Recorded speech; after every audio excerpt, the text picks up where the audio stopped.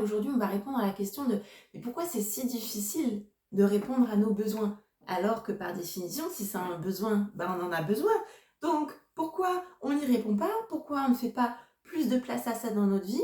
Et pourquoi on n'est pas tous pleinement épanouis, comblés, rechargés, rayonnants, tellement on se sent bien à l'intérieur de nous?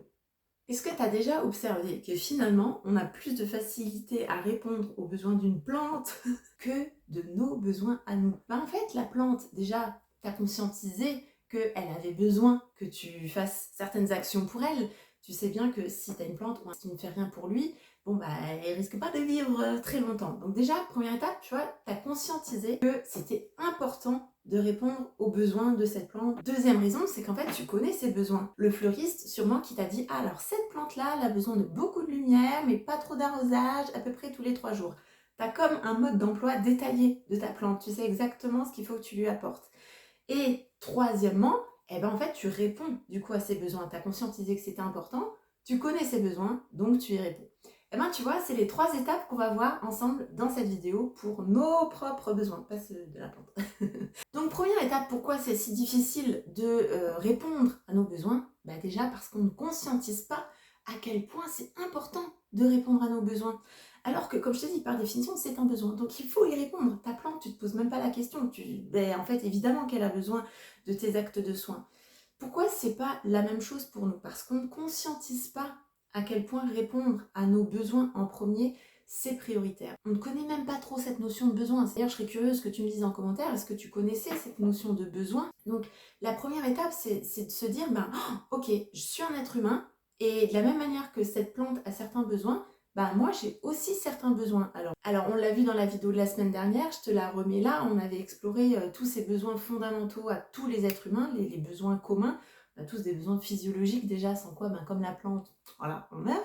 Mais comme on est un être quand même un peu plus évolué que la plante, il y a tout un tas d'autres besoins fondamentaux qui s'ajoutent à ça, des besoins de sécurité, des besoins d'appartenance, des besoins d'estime, des besoins d'accomplissement. Donc c'est déjà un petit peu plus compliqué que la plante, mais en fait tout ça c'est fondamental pour notre bien-être. Et tu as déjà dû observer qu'en fait dans les périodes où tu prends plus soin de toi, en fait tu es beaucoup plus disponible pour les autres, et à l'inverse, dans tes périodes où tu prends pas du tout soin de toi, tu n'es pas forcément la présence la plus lumineuse pour les autres. Donc en fait, tu vois que c'est vraiment fondamental de répondre à tes besoins, parce que c'est ce qui va permettre de te sentir stable à l'intérieur, sécurisé, comblé et rechargé pour ensuite pouvoir aller exprimer, rayonner à l'extérieur. Et d'ailleurs, en astrologie, tu vois, tes besoins sont notamment représentés par ta lune, hein, les besoins émotionnels, de quoi j'ai besoin pour me sentir stable, vraiment sécure à l'intérieur. Ta lune est au service de ton soleil, ton rayonnement extérieur. Et ton soleil, ta mission vraiment de vie de ton soleil, tu as du mal à aller pleinement la rayonner quand tu n'as déjà pas satisfait ta lune à l'intérieur de toi. Donc tes besoins vraiment fondamentaux, c'est comme si tu décidais déjà de te recharger à l'intérieur et ensuite tu pouvais exprimer à l'extérieur.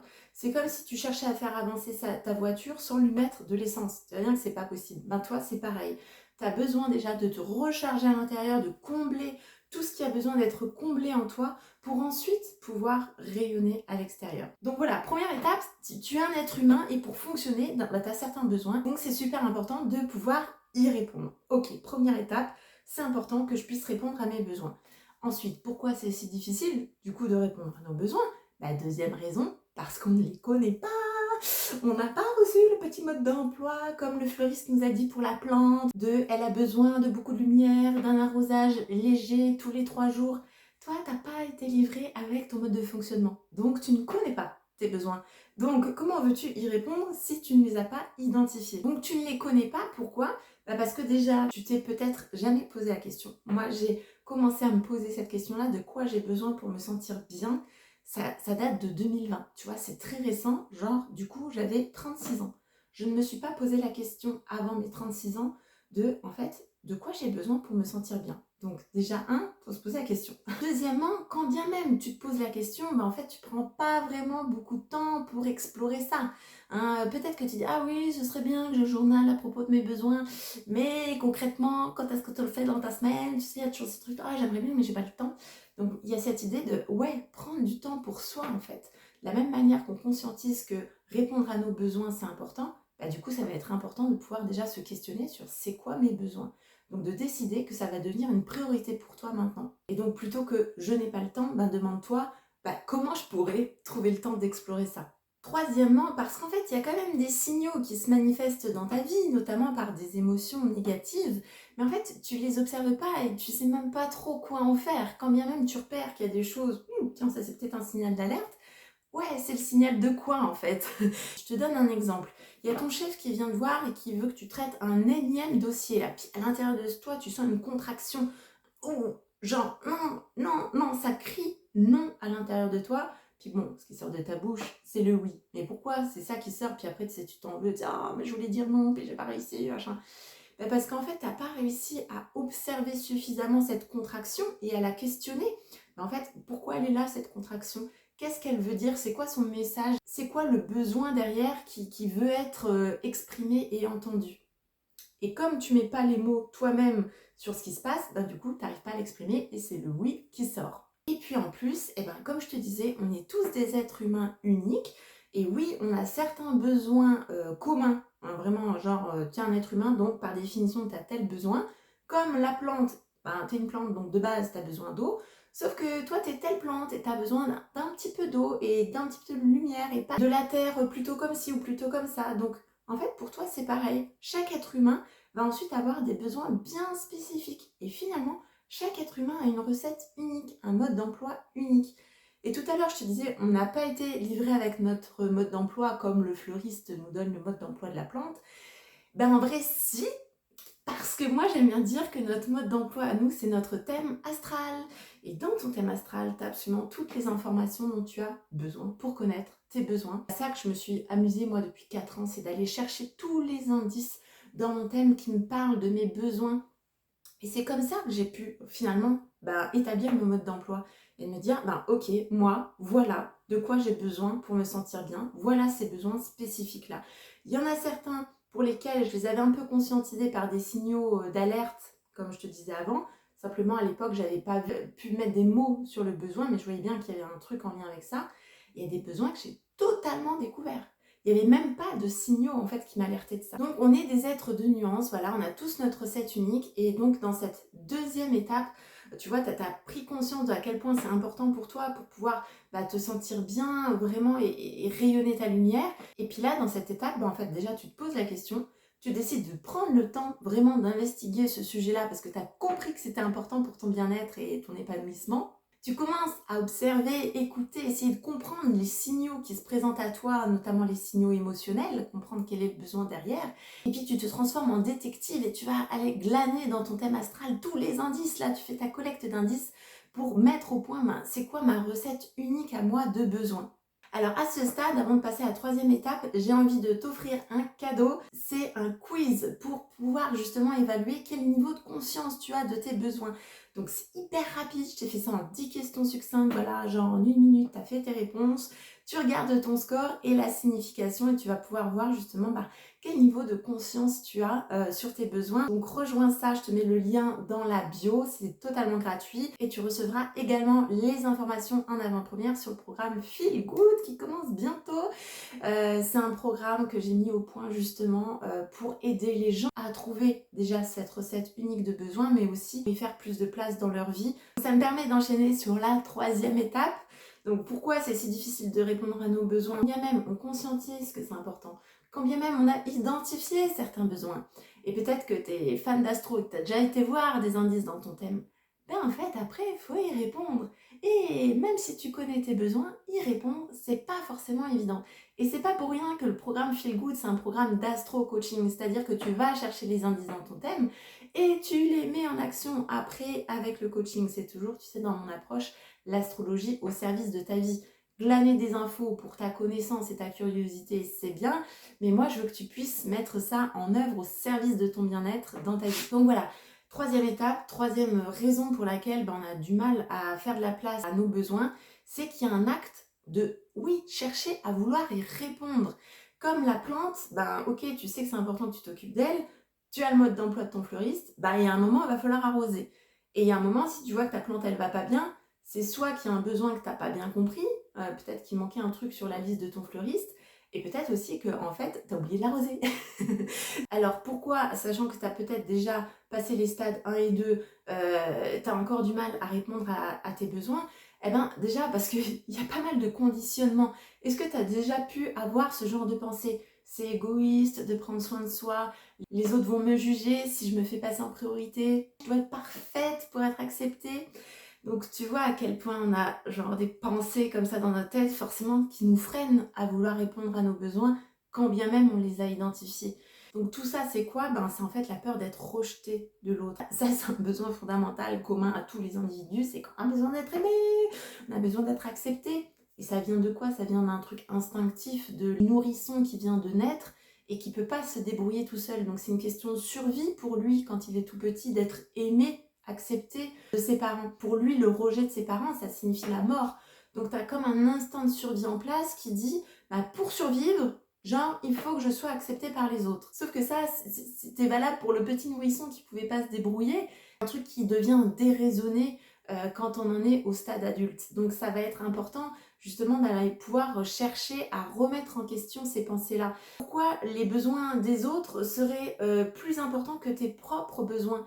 Comment ça se fait que tu te sens obligé de dire oui, oui, oui, oui, oui à tout le monde et non à tes besoins à toi? Parce que comme on a vu, plus tu te dis oui à toi, plus tu es finalement disponible pour les autres. Si tu es dans cette démarche de vouloir être disponible pour les autres, de vouloir être présente pour eux, de pouvoir les aider, bah, ta priorité, c'est déjà de t'occuper de toi, de te recharger pour être dans ta meilleure énergie possible pour ensuite la rayonner aux autres. Rappelle-toi le point numéro 1. Donc, tu vois, il y a un travail de déconditionnement autour de toutes ces pensées qui nous empêchent de, quand bien même on connaît nos besoins, d'y faire de la place dans notre vie. Donc à ce stade, quand on a identifié que nos besoins c'est important, quand on a compris quels étaient nos besoins, qu'on a commencé ce déconditionnement et de s'autoriser finalement à mettre ses besoins en premier, eh bien souvent le premier réflexe des gens, ça va être d'aller faire une demande à quelqu'un.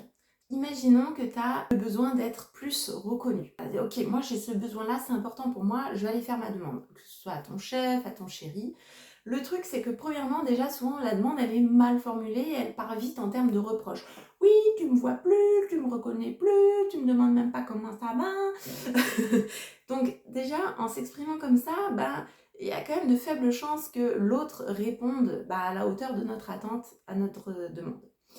Et deuxièmement, quand bien même tu mets les formes pour exprimer ta demande, puis tu vas, voilà, dans l'écoute, la compréhension de l'autre, le truc c'est que quand tu fais cette demande déjà en premier à l'autre, ça part d'une énergie de manque. Ça veut dire que comme ce truc-là, c'est comme si tu avais une case de ton besoin et cette case, ce puits, il est vide. Tu vois, ta jauge, elle est vide.